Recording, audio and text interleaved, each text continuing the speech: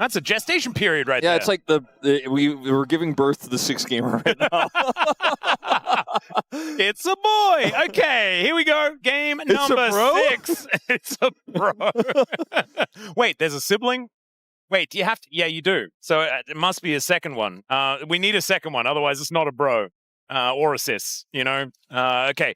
That's enough of that particular joke. As the Varus and the Rumble are both banned away already. But last couple of times we had those bans traded. Actually, now they're traded again. So never mind. Okay, let's see how many top bans. Yeah. Ash. 1 so far, Wolf. Yeah. That's Ash 2 top not really Archer been played bans, at the though. moment. I think we're just going to see the Lulu ban again, probably, for Kiwoom DRX. Well, Rumble Oriana were the bans every single time over the last couple of games. HANJIN BRION this time, though, have swapped sides. So they'll have first pick for the very first time in this series. See what is going to be prioritized. I'm curious if Aurora gets a look here. Skarner, okay. Interesting. Pretty smart. With how well Willer's been playing today, too. Bit of a threatening pick. First pick, Lulu seems really strong. I find... Because... Like, there's still the Nefiri, right? There's still a lot of picks that work well with it. It's the best, like, range support that's left here. We have no Bard, no Milio, no Karma. If Jarvan is left up, though, that will be first picked, right? With the amount of junglers that are already, like, fearlessly banned, Skarner is also gone. It does feel like the Jarvan is pretty powerful. Another range support that I didn't really have in my mind is it has not been doing that well as of late, but... Yeah, I don't think that is much of a ban, to be perfectly honest. But casting, just looking for Jarvan. See whether... Oh, never mind. Oh, they said it's Teddy's time, though. Honestly, you get to game number 3. I think giving Teddy first pick makes a lot of sense.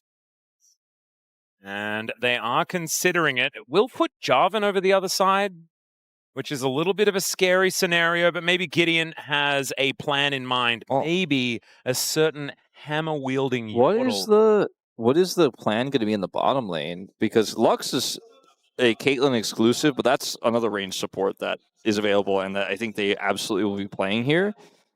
I think the Jarvan is pretty obvious, but what comes next, I think they're using the Jarvan here lock-in to like think more about what they want to do next. As Jhin. Okay, Jarvan Jhin. So we're not going to have any Lulus this game, I don't think. I don't think so. Oh, that's a lot of Jays. We could get back to the Jayce conversation. No, they hate it when we do that. They really hate it. They jaded. They jaded? No, they couldn't. As Elise for Namgung instead of the Lux, this is a kind of Lehen special with the Caitlyn, as Namgung is arguably the best Elise player in the LCK right now, believe it or not. But yeah, he's found a lot of success on it. I think into Jhin, it's pretty good. And if he's just not that comfortable on Lux, I mean, play what you know. I think Elise is a fantastic combo with the Caitlyn as well. You land a cocoon. We've seen it so many times. They're stunned for forever. And no support lock-in here for Andil as well. They just slam the Yorick, Rich making sure that he gets that matchup on the top side. This is and I can feel Joker's anxiety from here. Yeah, this is going to get a little bit weird. I wonder if Andil ends up playing like Leona or something in this draft, and they try to turn into more of a dive and engage comp, but the Jhin follows up from super far away. Maybe even like Silas is a possibility here for Ucal with this type of draft. So we're going super deep down the aggressive dive champion pool now. I mean, Ahri, Jarvan is kind of a thing, but Pantheon will be banned away. There's the Leona I was hinting at. Yeah, listening to you, Wolf. Yeah, Leona is a decent choice. I mean, like, Alistar feels horrible here. I don't think that's ever going to be on the cards. Alistar, Jhin into Caitlyn, Elise just sounds so bleak. But, like, what do we have left? Rakan, Jhin? Oh, no. It's not a lot. As that Nefiri I mentioned will also be banned away. GIDEON, because he did not take the Jarvan, is kind of finding himself at limited options. No, I think he's just going to play Poppy. He's like probably one of the best Poppies that we have in the LCK. Certainly can work. I feel like it'd be all right, at least. Have a bit of a good setup here as well with the Elise, as the Twisted Fate will be taken away. So are we throwing down the dive comp here, or are we changing this comp into a scaling comp and we just put Viktor on the mid lane and say, well, we changed the game? What about Jhin? No. For the triple J's. Shout outs to the Australian. No. This is exactly what Wolf said not to do. I was most worried about this. This is most concerning. That's not Janna. All right. What are we playing, Roma? And also, what is GIDEON playing? Will he be locking in the Poppy? That is my question. And look, we saw it coming from a billion miles away. He is a great Poppy player. And this is comfort for, like, everyone right now as well, as with Namgung and his Elise, with the Poppy for GIDEON. Yeah, Teddy's, the Caitlyn. bros in the zone. As I'm still trying to figure out what the Talon meme is, but... Apparently, Assassin's Creed Black Flag is, like, getting remade or something like that. That's what I heard. Hey, they're going to take the Silas with the Alistar face up. I mean, honestly, why wouldn't you if they just hand it to you on a silver platter? Ucal's probably thinking, but I was interested in playing that. I wanted to steal my own supports. Is it just a Viktor angle and this Jarvan Jhin comp becomes a scaling comp? Okay, he goes Viktor. So, Akali or Silas, or what's the plan? This is really tough. Mel. Taliyah. Not sure about this one. It does help you with like heroic charge and stuff like that from the Poppy. It helps the Yorick. I mean, Poppy's so good just because, like, if you're trying to ride your wall, Poppy just says no. Anytime you go by, like, you have to make sure that you're walling in a very specific way to get the value when there is a Poppy on the enemy team. And Taliyah isn't a massive amount of damage. I do feel like KRX are going to struggle to do the hurting of the enemy champions. Yeah, I think they're also going to struggle to close the gap on the enemy champion. Sure, they have a Jarvan and an Alistar here with the Jhin, but I mean, there's a Poppy here, right? The Jayce is going to do so much damage from range. The Caitlyn is already high range in general. And Namgung is going to be very threatening. The fact that they have the Poppy Elise jungle is so problematic for the Alistar, who's just quite easy to punish, quite easy to find. And if you can pop his ult early, then you kind of win the upcoming fight. As Teddy is ready to deliver the moment. Oh, that's in his really Hanjin cool. truck. All right, let's see whether Kiwoom DRX can stop the delivery. Can they deny it? Can they slam the door in the faces of HANJIN BRION? A 6 win in a row on a 6 gamer for Bro is on the cards if they could take this draft. And 5th place is there as well. With a 2-1 victory, they will tie D plus Kia for it. However, they will still make it to 5th place and really challenge for that final Legend Group spot. 2 of them have already gone over to KT and Hammerlife eSports, and the Bros desperately need this.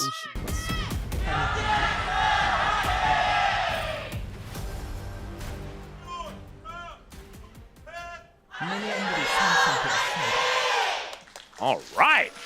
Fans in full voice here today in our final game of the day. Uncharted 2026 territory here in game number 6. Is the building going to shut down? Maybe in 2026, there's earlier curfews and things like that. Maybe the air conditioning is going to shut off. I kind of feel like it has. It's like really hot in here. Yeah, honestly. I saw a fan sign, actually. Someone holding it up just said Towa, which just means hot. Yeah. And it is pretty hot. So this is my formal request if you want to crank the AC. That sounds fantastic, but I probably could have used different communication channels. As in they go, LazyFeel already lit on fire as Namgung. He does this every time. Gets in there with his Ignite and presses the button. Well, I mean, that's what you're supposed to do, especially into the Alistar lane, and the Jhin can't really do the shooting. He does it very slowly, so don't really get punished. So feeling very good about this. This Cocoon a little bit less good. Yep, the level 1 Cocoon. Not a lot of harassment damage available for Namgung, but when you do transform, you can get a little bit. And level 2 is right on the way. Yeah.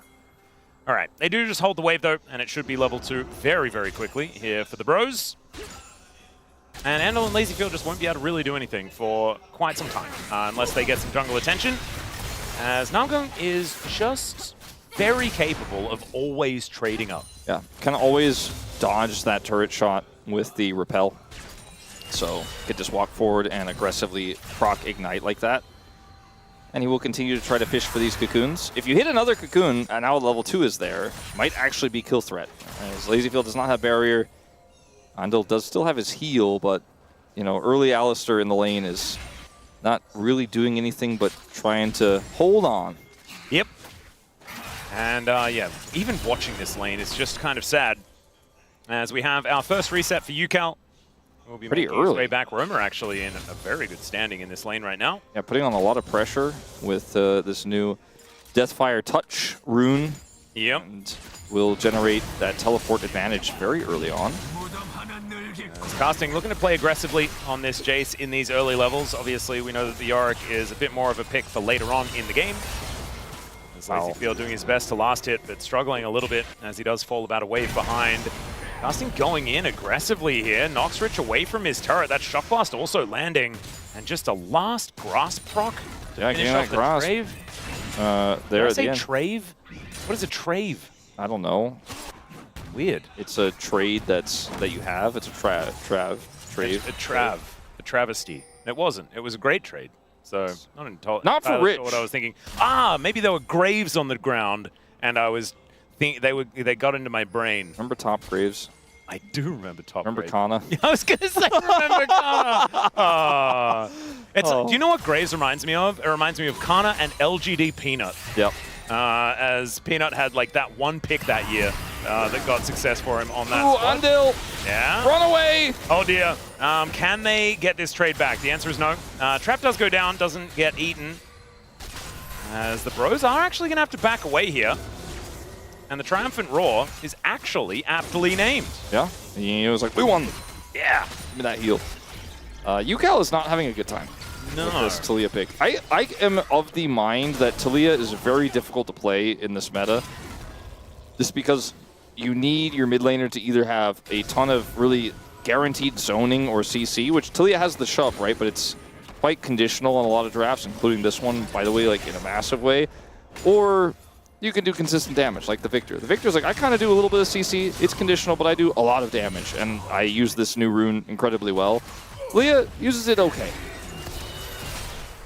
Teddy was waiting for something, and obviously it didn't happen as he wanders out of the brush.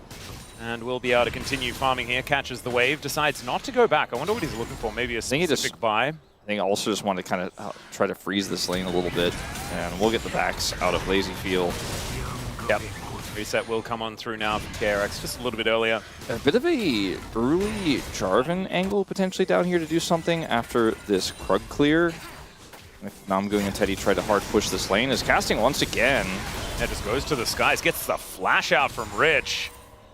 And Casting will be able to continue playing aggressively. However, there is Ucal making his way up. Does have the Weaver's Wall available. And Casting gets wind of it, goes back in, thinking that he can find the 1v1 as he flashes over the Ghoulie Wall. And there is the shove for first blood. And Taliyah will be able to come in and save the day. He's got that kind of knowing smile on his face. He was one auto away, I think, of taking Rich out there, but could not quite get it done. There's such an awkward range as well, as Rich just sort of holds himself just out of Jayce's auto range. And so Casting thought he could hit him, but actually couldn't hit him, and then flashed late, and that's probably why he lived. Yeah, the Rich was really selling that quite well. Ucal comes up, and there's no communication, I think, from Roamer that this is a possibility because he's dealing with his own stuff in the mid lane, right? He's so focused on that and maybe what he can generate, but probably needs to be calling out to Casting like, hey, he's coming up. Maybe he did.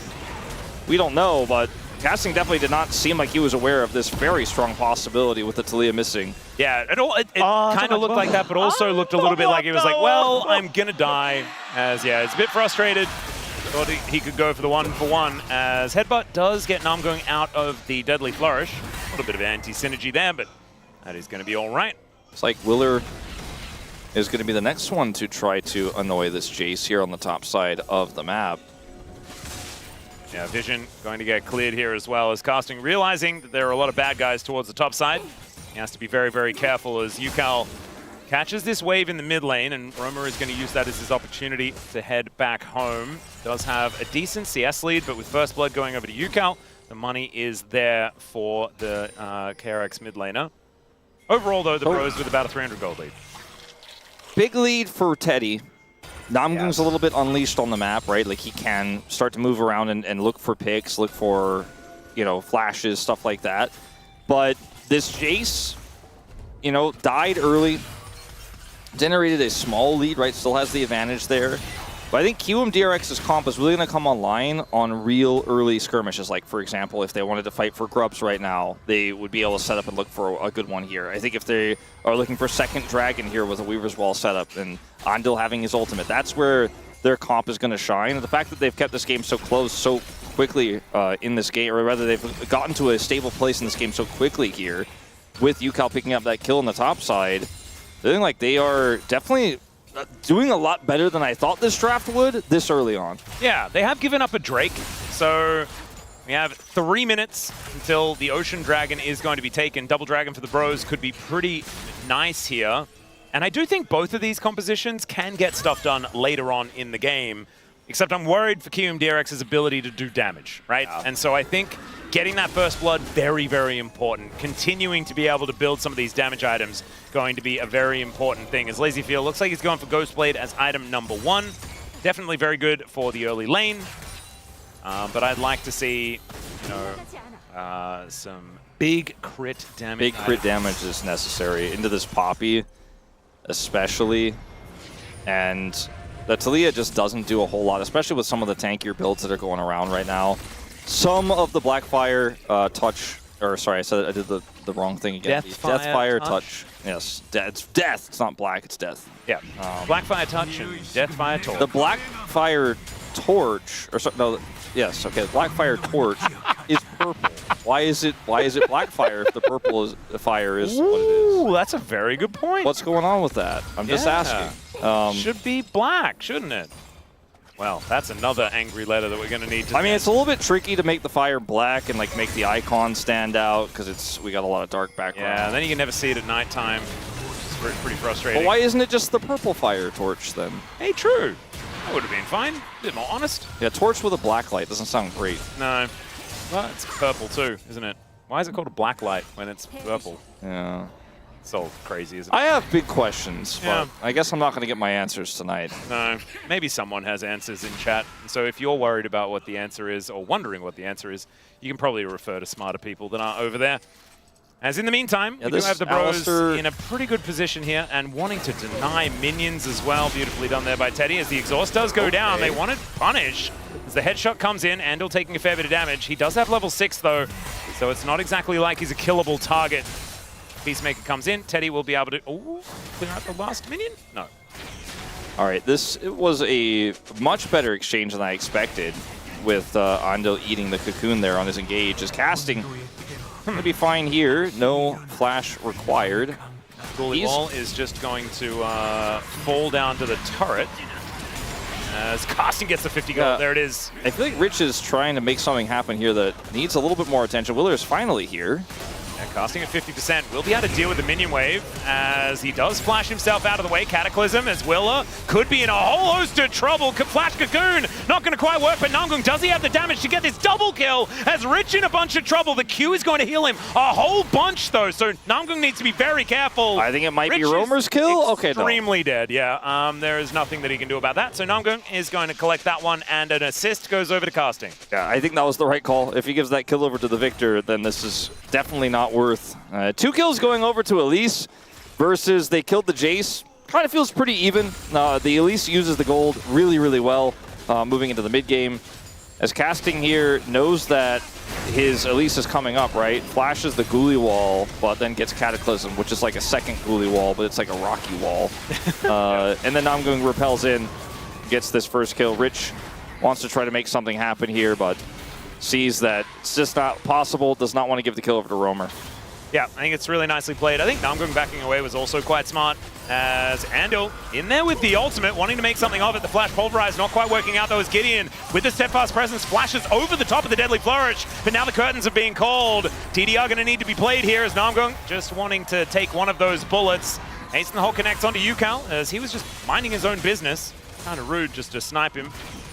But still, the bros keep everyone alive, and I'm not entirely sure who really won in that moment, as I think now I'm going to figure it out. I think Kiwoom DRX definitely in a strong position for this dragon, as Andil is just using his health bar as a resource so well. Teddy! Yeah, Teddy's just dead! He has the barrier, tries to get another shutdown onto Andil, but it's not going to work. As Keeper's verdict, the verdict is in, and the Poppy is not quite going to work. There's now Ucal throwing rocks around. Deadly Flourish going to be avoided thanks to the Steadfast Presence, but that will be the dragon secured for Kiwoom DRX as well. And the bros still with a bit of a gold lead. Oh my goodness, it's a Hextech Soul. Hextech Soul again here, and I mean, this is a lead for this Taliyah that's quite significant at this point, and it's going to be difficult to answer. As Andil, we skipped all the parts that he did that were really well to get them into this position. And then it's just Teddy trying to be relevant, trying to join with his teammates coming over, and he's just locked out by the Taliyah. Gideon's ult whiffs completely, and he is just free food as well. I think that like a lot of the heavy lifting in this fight was done by Andil though. Like he goes in, tanks all of the damage with his ultimate, is able to zone Teddy, prevent Teddy from getting in the way he wants to. He gets back over the wall, and then Teddy gets hit by Ucal's shove and wastes barrier, hoping he can survive. Teddy still has a lead here, but I do think that this Taliyah advantage is starting to become a very big problem. Yeah. And there is the purple fire torch that you were talking about, Wolf. Yeah, it's not black at all. Nope. Although, actually, it is mainly a purple background. Yeah, and also, like, the flames are kind of black, looking at it again. Yeah. So maybe it's a little ambiguous, but not as bad as I thought in my head. It might be a black torch, but in purple lighting. Okay, we'll solve that problem a little bit later, as Rich has a problem to solve of his own. As he looks to try and hold this wave away from the turret. The coolie wall kind of beautifully placed, with the Maiden going to be used to taxi Gideon over. And Teddy just wants to get himself some more money. He will start shooting Rich a whole bunch of times, and finally will be able to lock down that kill, as Casting will take the consolation 50 gold for the Maiden. LazyFeel in this bottom lane, though, is getting some work done. Yeah, he gets some work done. It's not because he's Jhin and there's not that much of a wave. Like it's not like this is multiple waves stacked up or anything crazy. He's not going to be able to take this turret or get first brick. But also some of the jungle was taken away from Gideon here by Willer. Is Teddy in trouble? Question mark. Yeah, Andil's just going to come on over and headbutt pulverize him, I'm pretty sure. And there it is. And Ucal going to throw a rock. There it is. Okay, good prediction on what was going to happen there with the Alistar. And poor Teddy, getting a little greedy. He is punished. And this Taliyah, 3 kills. Kind of a problem. 6 stacks of Dark Seal. And they're going to, again, look to try to take Rich off the map here. They move the Jayce to the other side, but now Willer is here, and I don't know if they can do more. Let's see. Yeah, well, 3 versus 2. Rich taking down to 50%. I don't think they're going to be diving, but Andil is making his way in, gets the headbutt onto Namgung, and they all pile in on top, but he avoids so much. Willer's taken down first. And I think the target selection was just weird in that moment. Andil does have an unbreakable Will, but not an unbreakable Yorick, as Rich is taken down to 50%, as Roma rotating up towards this top side and wants to find Ucal, but Ucal's very, very strong. Doesn't find the shove as the wall comes through, interrupted immediately with that Arcane Storm. But still, Roma does just get himself out of there. Tantalizing minions were available. Pretty lucky there, I think, in some ways for Ucal, but he played it well. Was able to escape, so neither of those mid laners get anything out of it. But Teddy's getting so much money. This is a big problem. And Casting with that kill onto the jungler can freely push this in now. Man, they have taken but just a cleaver. So many plates. Yeah, and like Teddy gets this whole turret. That's why he is collapsed on here by Ucal. So kind of worth for Teddy, to be honest. The whole wave. Especially with Ucal flashing here. And Teddy plays it well, but in life something is happening, or maybe something is not happening. And that pip is confusing me, but we do have a defensive Viktor heading up. Now over here, you mentioned the target selection. So much damage is put into Rich, and then there's a bit of a disconnect here when Andil actually uses his unsealed teleport to go in. They're looking for Namgung, but he's an Elise, so he just kind of pieces, and then they turn this around with the ult coming through from Gideon. And a bit of a disaster on that one.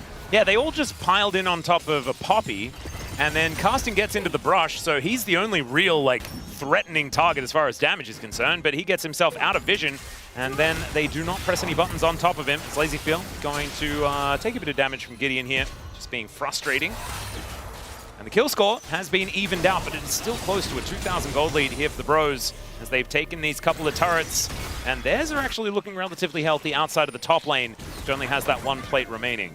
It's going to be a Ucal, ride or die, you know, 100%. He is going to be the one who has to carry and set up this game as Namgung's going in. Yeah, Andil does get a pulverize for a little bit of a disengage here as Seismic Shove going to be avoided once again. This Elise value has been quite high as the Curtain Call not doing a whole lot at this stage of the game. The Rift Herald is going to continue to be taken here by the bros. Traps are set up and GIDEON just threatens the ulti, and that will guarantee the objective. That is the beauty of Poppy. As we get later and later into this game, the Keeper's Verdict is really going to be a problem that Kiwoom DRX need to solve. They really do. Rich is getting some work done in the side lane. Does take that turret out. Roamer uncontested, though, on the top lane right now, as we do have Hextech here as the Soul. You mentioned it earlier. Bro are going to be able to use this Herald here to threaten a second charge as well as get that turret, but they're not on the Dragon at all. It looks like they're just simply going to give this up. Late contest.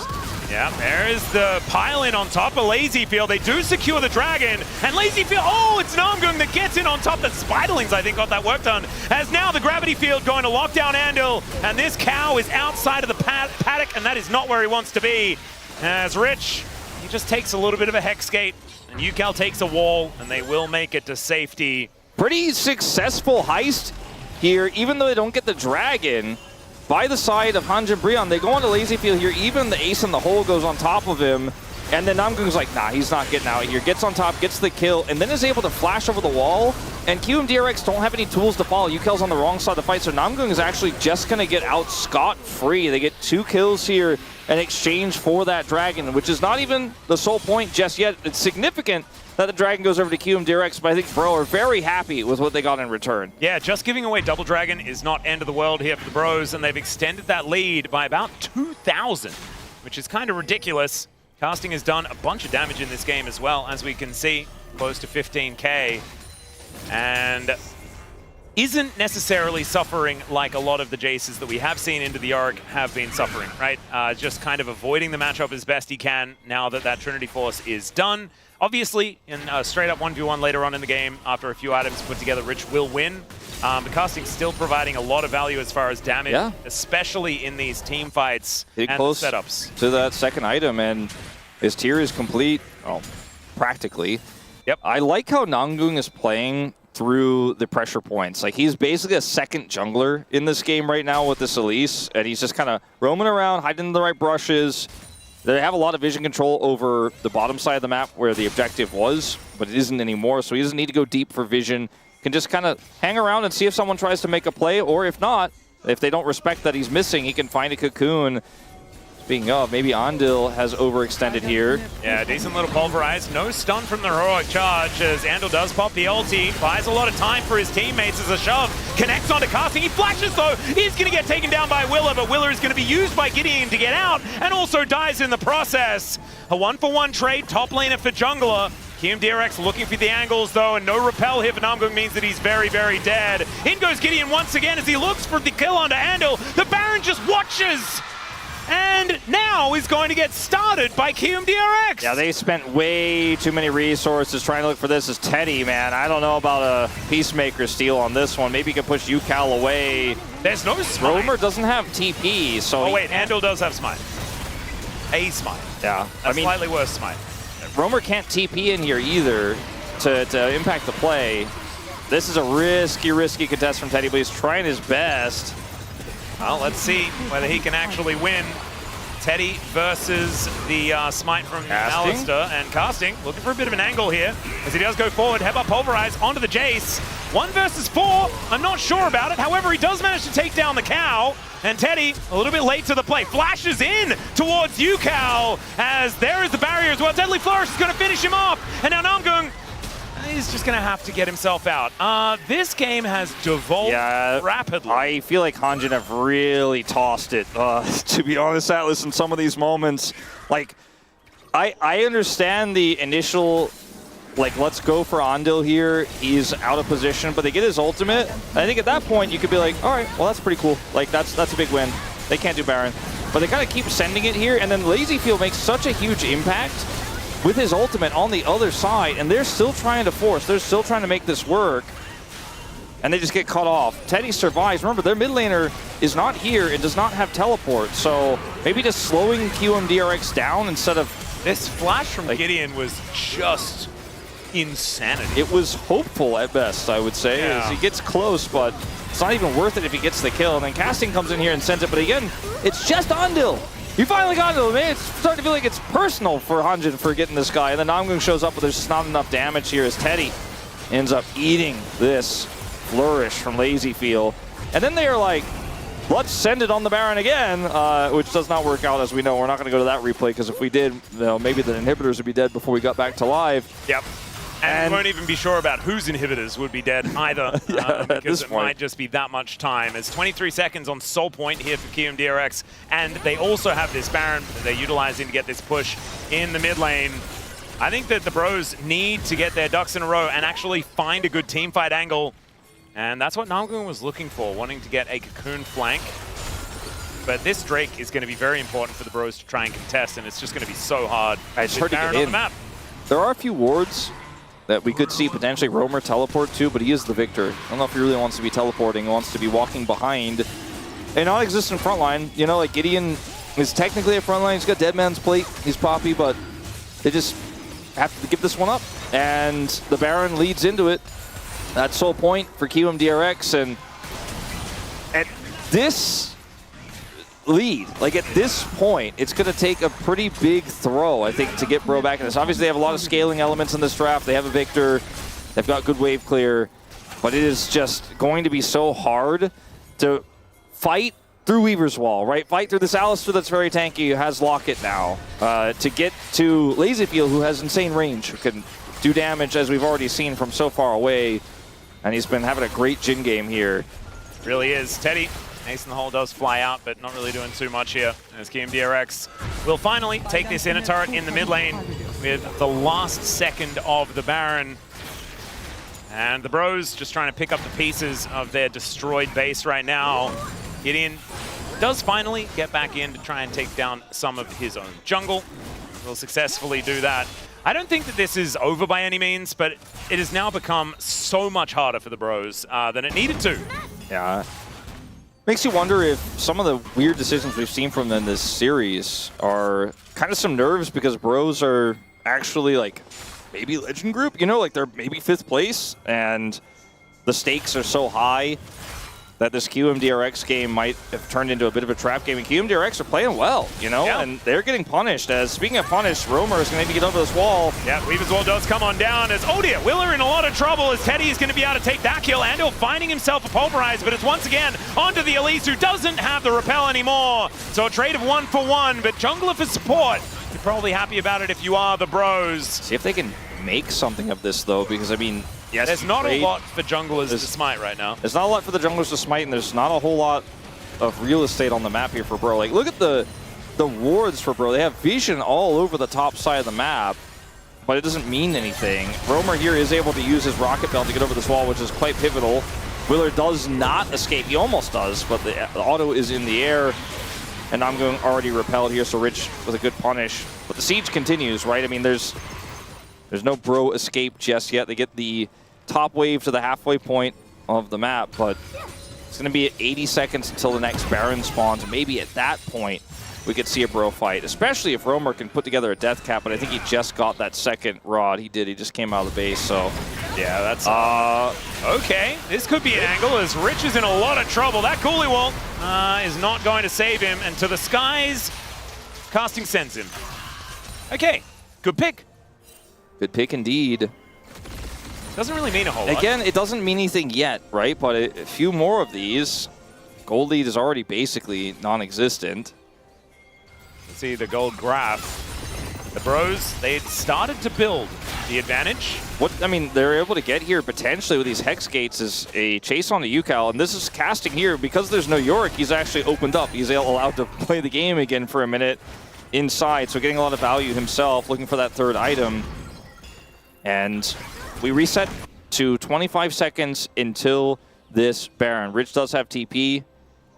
And the Baron is guaranteed soul for Kiwoom DRX if they get it, and it's Chemtech soul, or rather Hextech soul, and Death Cap is done for Ucal. We can't yet say the same for Roamer. It's getting closer and closer, but would love to have that huge spike before we go into a potential Baron fight, or a potential Baron take attempt where they look for a turn.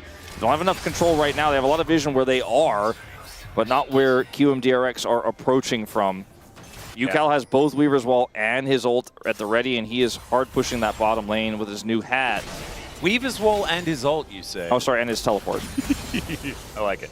All right, Kiwoom DRX. It's a late 6 gamer, okay? It's my first time this season. It certainly is. I was trying to listen to you and pay attention with a melted brain, and I was struggling. That was the only thing I actually heard, which doesn't make me a very nice person, I don't think, just to nitpick and otherwise not understand. It's okay. The bros now finally pushing themselves out on the map. Teddy netting forward. Roamer has his death cap.